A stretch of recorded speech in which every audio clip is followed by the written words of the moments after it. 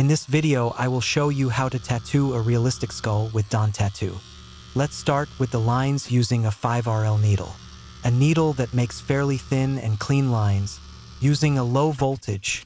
In this case, I used 6 volts and moving the hand very slowly and entering very little into the skin to avoid damaging it. As you can see, the hand should always be kept at a slope of about 80–85% and should always move in the direction of the line, not against it. It should always be placed straight so that there is no vibration and be well positioned to tattooing perfect lines. You should always be calm and working slowly if you want to make a perfect tattoo. Each needle is used with different voltage according to its size.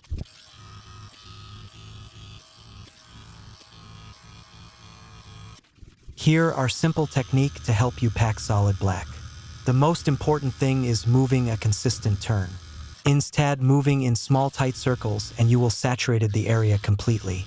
You need to make small circles and at a constant speed so that the color sticks well and you don't need to go back again.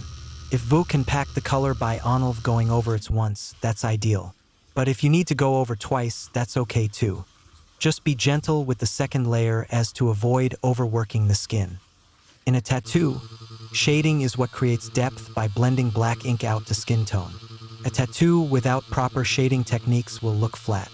If your tattoo shading looks choppy or is healing patchy and you don't know why, changing your technique can set you on the path to smoother blends and perfect contrast. Now we will start shading. I am using a round Magnum 9 needle.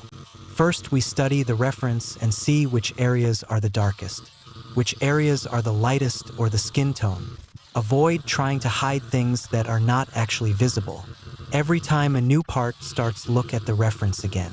The needle angle should be around 60 degrees, 80 degrees, with high voltage and a stroke of 2.5 millimeters. We always start from the darkest part to reach the lightest part.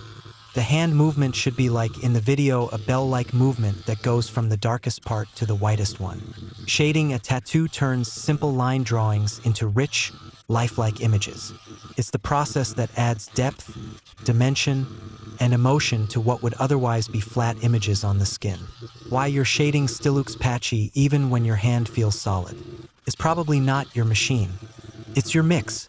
Try 4-cap setup and watch your shading level up instantly. If you liked this video, like and subscribe to my channel to see more videos like this. Let's learn about tattoos with Dawn. See you in the next video.